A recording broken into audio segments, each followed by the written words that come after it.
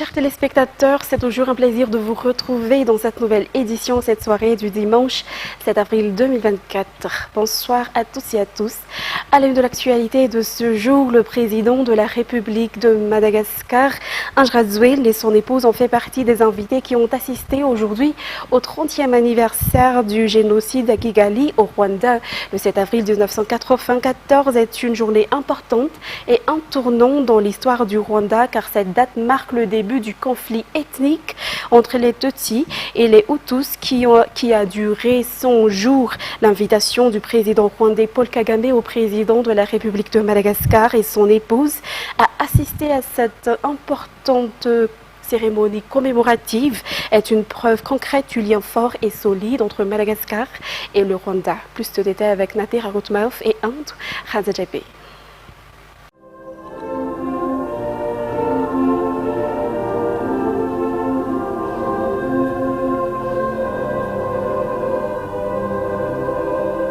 Le 7 avril 1994, un jour sombre et douloureux pour le Rwanda.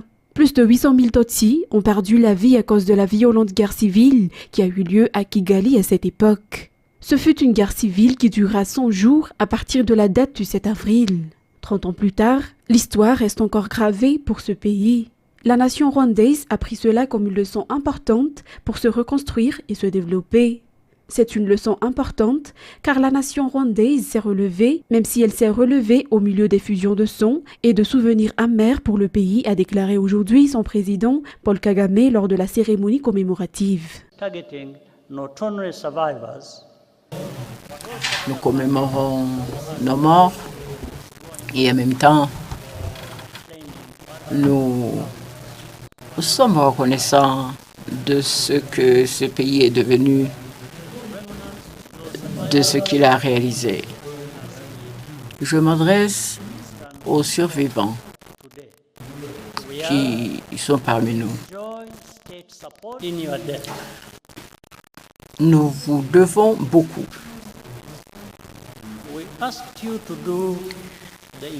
Nous avons une dette envers vous. Car nous vous avons demandé de porter le fardeau de la réconciliation sur vos épaules. Et vous continuez de porter ce fardeau.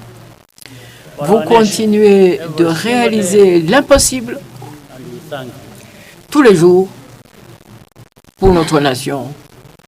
Nous vous remercions. Le pays a fait face à l'énormité de nos malheurs. Malgré tout, nous avons pu continuer notre chemin.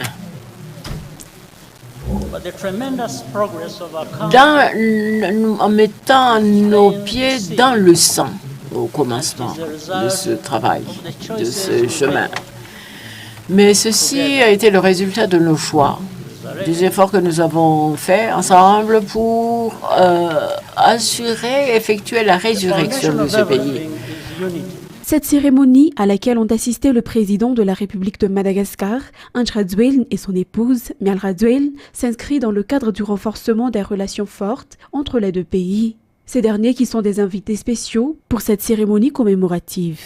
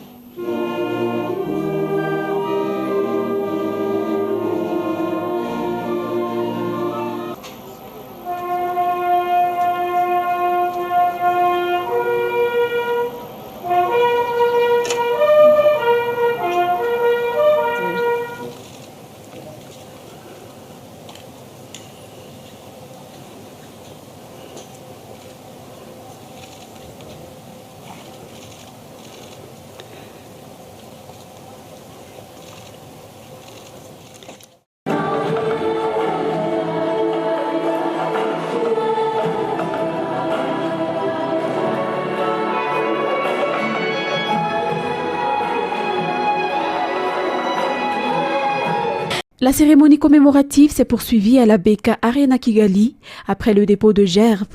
Les discours ont commencé par celui du ministre des Solidarités rwandaises et suivi par ceux des divers responsables, dont le président de la Commission de l'Union africaine, Moussa Faki Mahamat, et conclu par le président rwandais, Paul Kagame. Ce dernier qui a spécialement invité divers présidents africains, dont le président de la République malagasy, Andry Rajoelina, au Kigali Convention Center. Continuons dans un tout autre contexte. Des travaux de construction d'un abri communautaire ont débuté dans la région à Tsimouatinanan. De telles infrastructures serviront principalement de site d'hébergement aux sinistrés et victimes de catastrophes naturelles. Le Premier ministre du gouvernement, Tsai Christian, est venu poser la première pierre de cette infrastructure ce vendredi. C'est Charanjianas nous en dit plus. La pose de première pierre pour les travaux de construction d'un abri communautaire à usage multiple dans la ville de Mananzar s'est tenue ce vendredi, à laquelle a participé le Premier ministre, Tsai Christian. Avec une capacité d'accueil de 1000 personnes, l'infrastructure servira principalement de site d'hébergement pour les sinistrés et victimes de catastrophes naturelles et devra être opérationnelle avant la fin de cette année. Le gouvernement construira également d'autres abris communautaires à usage multiple à travers la CPGU, notamment à Manakar, Farafangan et Antananarivo, selon les informations. Il s'agit notamment de disposer d'infrastructures décentes et déjà prêtes pour l'accueil des victimes et sinistrés, ce qui accélérerait les interventions et faciliterait la coordination des aides et secours durant la période cyclonique ou en cas d'autres catastrophes. En santé, la journée mondiale de la santé est célébrée chaque 7 avril. Madagascar a marqué cette journée par de nombreux événements, notamment des soins de santé gratuits pour la population venue à Tsaramasei, lieu de la célébration aujourd'hui à laquelle le ministre de la Santé publique a assisté. Le thème pour cette année est Ma santé, mon droit. Plus de détails avec Radre Manzatouf sur les images de Anzar, Radzonarville. Cette année, la célébration de la Journée mondiale de la santé a pour thème « Ma santé, mon droit », visant à promouvoir l'équité des soins de santé pour tous et le droit d'être soigné convenablement. De multiples efforts ont été réalisés à travers le pays afin de réduire les barrières à l'accessibilité aux soins globaux, continus et intégrés. De plus, le renforcement des offres de soins de santé de qualité et équitables, accessibles à toutes les couches de la population et répondant à leurs attentes fait partie intégrante des priorités du ministère de la Santé publique.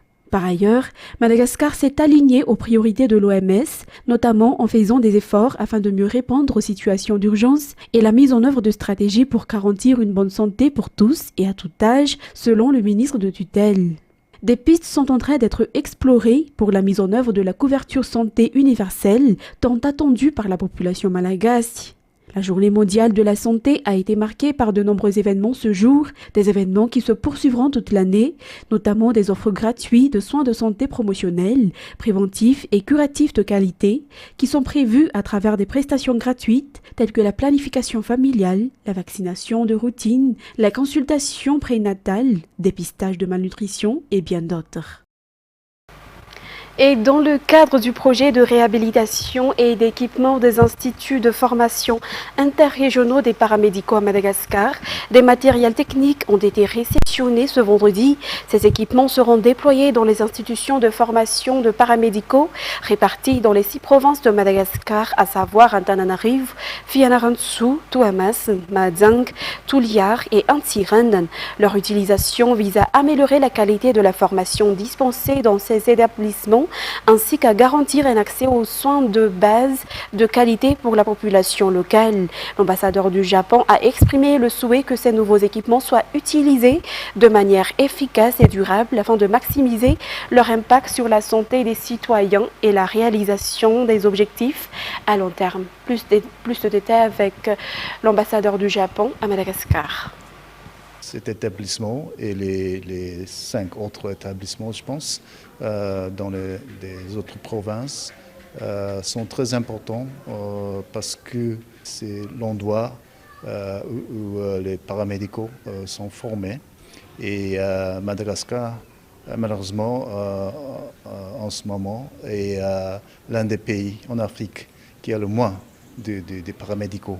Et donc, de ce point de vue, le Japon voulait apporter son soutien pour renforcer la capacité de former les paramédicaux ici à Madagascar avec les équipements médicaux. Oui. Page faits divers, les cas d'enlèvement et les attaques de Dadaab doivent être éradiqués, ont déclaré le ministre des Forces armées et le ministre délégué chargé de la gendarmerie. Un poste fixe de la gendarmerie sera installé à Talatanagav. De plus, la deuxième édition de l'opération Arat ne s'arrêtera pas tant que les cas d'enlèvement ne seront pas complètement éradiqués, a déclaré le général Andjira Kutunjazak lors de la visite à Talatanagav, district d'Ankaz B, jeudi, effectuée par le ministre des Forces armées et le ministre délégué chargé de la gendarmerie. Reportage signé Mervoula Sfera. Depuis plusieurs mois, les forces de l'ordre mènent diverses activités pour restaurer la sécurité dans le district d'Ankaz B. L'un d'eux est la poursuite de l'opération Arat qui entre actuellement dans sa deuxième phase. Cette opération Ankaz B sera renforcée face aux cas d'enlèvement recensés ces derniers temps. Le gouvernement est présent dans cette localité, a déclaré le ministre des Forces armées, et les forces continueront à protéger le peuple et ses biens afin que les résidents puissent vivre en paix pendant cette saison agricole. Les cas d'enlèvement et les attaques de Dadaab qui suscitent des plaintes dans le district d'Ankaz B doivent être éradiqués, a déclaré le ministre délégué chargé de la gendarmerie. Le général Andjira Kutunjazak a déclaré que des mesures strictes seront prises à l'encontre des malfaiteurs et que la loi sera appliquée à tous ceux qui sont impliqués dans ces enlèvements. Une des solutions urgentes est d'installer un poste fixe dans la municipalité de Talatanagav, a déclaré le ministre délégué chargé de la gendarmerie. L'opération Arat 2 ne s'arrêtera que lorsque ces cas de kidnapping ne seront pas totalement éradiqués. La coopération citoyenne est encouragée dans cette démarche car elle est essentielle pour maintenir la paix et la sécurité, surtout dans les zones touchées par les enlèvements. Et la première partie de la ligne orange de transport par câble Antananarivo sera opérationnelle à partir du 26 juin. Les techniciens se penchent actuellement sur son exploitation, notamment sur le choix de l'exploitant. Et il est prévu que le 6 mai débutera le test de fonctionnement de cette ligne orange reliant Anous et Souaran. Anne Martina sur les images de Sech Andjanabu. Les travaux dans le cadre du projet transport par câble avancent. Le premier appareil de la ligne orange, reliant Anous et Souaran, devrait être exploitable à partir du 26 juin, selon le secrétaire d'État chargé de la nouvelle ville et de l'habitat. Les délais ont été respectés et un premier essai technique est en vue dès le 6 mai, selon les explications. En outre, les travaux concernant les tronçons entre Souaran et l'Artec et entre l'Artec et Mbadbe se poursuivent toujours. Par ailleurs, un appel aux entreprises et partenaires intéressés par l'entretien et la gestion technique et commerciale du projet transport par câble est en cours actuellement. Et un département de lutte contre la corruption a été créé au sein de la société Jirama. La Jirama étant une entreprise publique, il est déterminé par la loi que cette entreprise doit disposer de ce département dans la mise en œuvre de la stratégie de la lutte contre la corruption, une stratégie qui implique le redressement de l'entreprise et l'amélioration de la gestion selon les explications du premier responsable de ce département. Dans ce sens, l'entreprise procède désormais à la formation des directeurs généraux en collaboration avec le Bianco. Anne Martina et Sech Andjanabu. Selon la loi, toutes les sociétés publiques doivent établir une stratégie de lutte contre la corruption. L'entreprise publique Jirama a déjà réalisé ce processus selon les explications, car elle dispose déjà d'un département spécial à cet effet. La Jirama ne se limite pas au contrôle de la corruption dans la consommation, mais le contrôle de la gestion financière interne constitue également une tâche majeure, selon toujours les explications. Face à cela, il était nécessaire de procéder à la formation de tous les directeurs généraux de cette société sur les stratégies anticorruption. La formation est dispensée par le Bureau indépendant anticorruption, ou Bianco, et la formation pour les directeurs Antananarivo a commencé vendredi et cela va se poursuivre dans les régions selon les informations. Ce partenariat entre les deux parties témoigne d'un engagement continu dans la lutte contre la corruption, jetant les bases d'une gouvernance améliorée dans le secteur de l'eau et de l'électricité à Madagascar. En ce qui concerne maintenant les actualités internationales, en Slovaquie, l'allié du gouvernement populiste, Peter Pellegrini, a remporté l'élection présidentielle samedi 7 avril face au diplomate pro-européen Ivan Korkok, qui a reconnu sa défaite. La majorité parlementaire dispose de tous les postes clés du pays. Reportage signé France 24. À son arrivée à son quartier général, Peter Pellegrini est acclamé par ses supporters. À tout juste 48 ans, l'homme vient d'être élu président de Slovaquie, remportant plus de 53% des voix. Lors de sa campagne, il a promis d'unir son pays, divisé sur de nombreux sujets. Je resterai aux côtés de la Slovaquie et les intérêts slovaques passeront toujours en premier pour moi, peu importe ce que pensent les gens. Je ferai tout pour que la Slovaquie reste du côté de la paix et non du côté de la guerre, quoi qu'en disent les critiques. L'invasion de l'Ukraine par la Russie a été au cœur de la campagne électorale, notamment depuis que le Premier ministre populiste Robert Fico, allié de longue date de Peter Pellegrini, a appelé à la paix avec Moscou. Économiste de formation, Peter Pellegrini a été ministre dans les précédents gouvernements de Robert Fico, le remplaçant même au poste de Premier ministre après la chute de son gouvernement en 2018. Il a d'ores et déjà promis qu'il ne s'opposerait pas aux lois votées par le Parlement. Pour son adversaire à la présidentielle, Ivan Korčok, cette victoire envoie un mauvais message au monde. Il s'avère qu'on peut devenir président de la République slovaque non seulement en semant la haine, en attisant les passions et en poussant les gens aux barricades, mais qu'on peut aussi gagner une campagne en transformant l'autre candidat, moi pour être précis, en un partisan de la guerre. Je veux vous dire une chose très clairement, je ne l'oublierai pas. Bien que ses pouvoirs soient limités, le président slovaque ratifie les traités internationaux, nomme les juges et commande les forces armées. Il peut aussi opposer son veto aux lois adoptées par le Parlement. Peter Pellegrini sera officiellement intronisé le 15 juin prochain. Ensuite, la Chine doit mener dimanche des patrouilles de combat navales et aériennes en mer de Chine méridionale. Les Philippines mènent de leur côté des exercices conjoints avec les États-Unis, le Japon et l'Australie. Les précisions avec France 24. À ce stade, la Chine n'a pas officiellement réagi, mais elle suivra assurément de très près ces manœuvres militaires conjointes qui se déroulent aujourd'hui dans la zone économique exclusive des Philippines et qui, aux côtés des États-Unis, du Japon et de l'Australie, voient les Philippines participer pour la première fois à ce genre de manœuvre. D'après leur ministre de la Défense, l'objectif, c'est d'améliorer la capacité des Philippines à se défendre à la fois sur le plan individuel et collectif. Il faut dire que Pékin se montre de plus en plus agressive à l'égard de Manille. Ainsi, le mois dernier, des gardes-côtes chinois ont tiré au canon à eau sur un navire de la marine philippine qui a été gravement endommagé. C'est en partie pourquoi le président Ferdinand Marcos Jr., depuis son élection en 2022, œuvre à renforcer cette alliance avec les États-Unis et au-delà avec tous les alliés du camp occidental dans la zone Indo-Pacifique. D'ailleurs, la semaine prochaine, il se rendra avec le Premier ministre japonais Fumio Kishida à Washington pour rencontrer Joe Biden dans le cadre d'un sommet trilatéral destiné à renforcer les liens militaires entre ces trois pays, mais aussi à réfléchir à comment contrer l'influence grandissante de Pékin en mer de Chine méridionale où chaque année circulent 3 000 milliards de dollars de marchandises. Et France 24 livre ses précisions sur la crise diplomatique qui secoue le Mexique et l'Équateur après que les autorités équatoriennes ont pris d'assaut l'ambassade du Mexique à Quito pour y arrêter l'ancien vice-président équatorien. France 24. Tout remonte à une série de frictions entre les deux pays après que Raúl Reglas a trouvé refuge dans l'ambassade du Mexique en décembre dernier, dans le but d'éviter une nouvelle condamnation pour 2 affaires de corruption. L'ancien vice-président avait déjà purgé une peine de 5 ans de prison.